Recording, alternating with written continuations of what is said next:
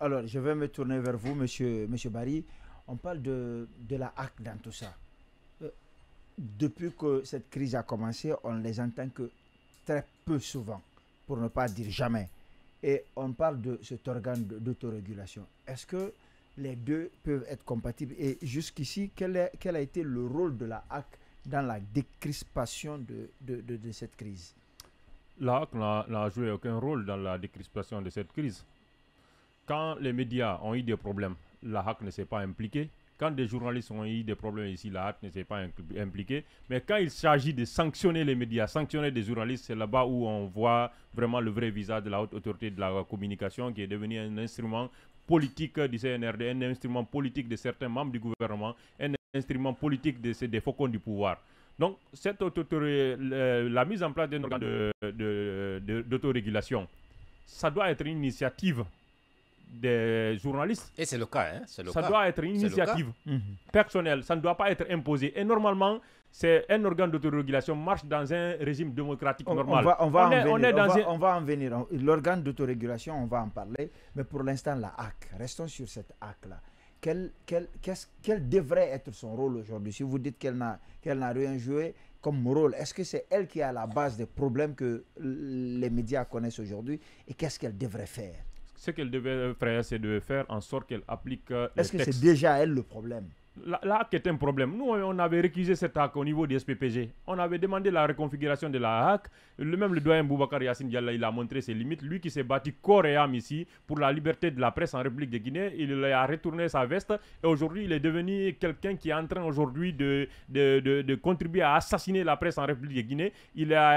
On passe par lui aujourd'hui pour prendre certaines décisions qui empêchent les médias à fonctionner librement, qui empêchent la liberté d'opinion et d'expression en République de Guinée. On a vu des journalistes qui ont été sanctionnés injustement, on a vu des médias qui ont été sanctionnés injustement, on a vu des médias qui ont été retirés des bouquets Star Times et Canal Plus de façon injuste.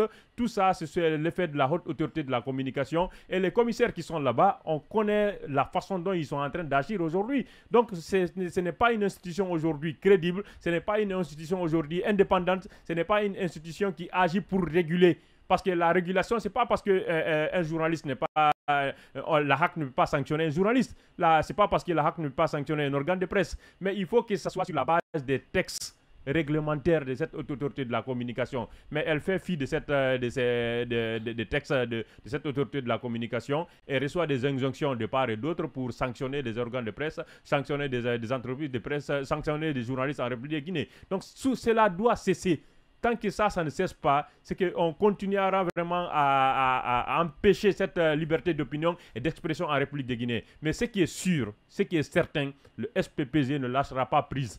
Tant qu'il y a des violations manifestes du pouvoir de cette autorité de la communication sur la liberté d'opinion, sur la liberté d'expression en République de Guinée, on se lèvera toujours comme on a l'habitude de nous lever pour vraiment dénoncer ces abus, faire en sorte que le droit soit respecté.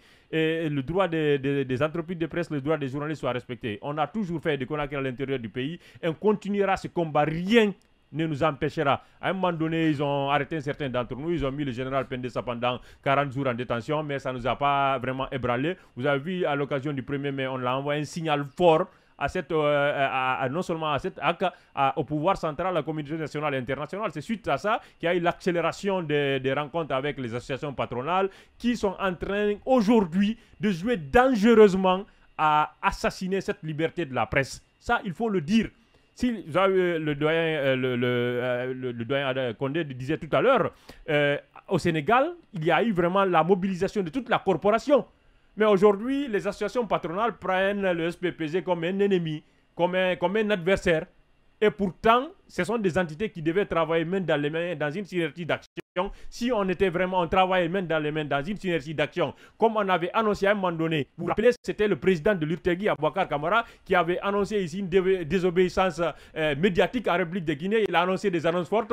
On s'est retrouvé à la maison de la presse. Toutes les associations de presse se sont retrouvées à la maison de la presse. On a pris des décisions, on a pris des actions à poser. C'est lui-même qui est venu rendre public cette décision devant les médias. Et le lendemain, on avait annoncé la journée sans presse et toutes d'autres actions. Mais qui a reculé? C'est eux à la veille qui ont appelé pour déstabiliser ces actions. Si on était resté dans ce élan-là, je vous assure, le CNRD allait reculer. Aujourd'hui, on allait fonctionner normalement. Mais ces associations de presse-là, ces associations patronales-là, ils ont trahi la corporation, ils ont trahi les journalistes, ils ont trahi tout le monde. Donc il faut le dire, il faut le dire. Il faut oser le dire. Non, il faut le dire clairement parce que c'est que nous sommes en train... Moi, je suis remonté contre ces associations patronales qui sont en train de... Non, il est important de le signaler.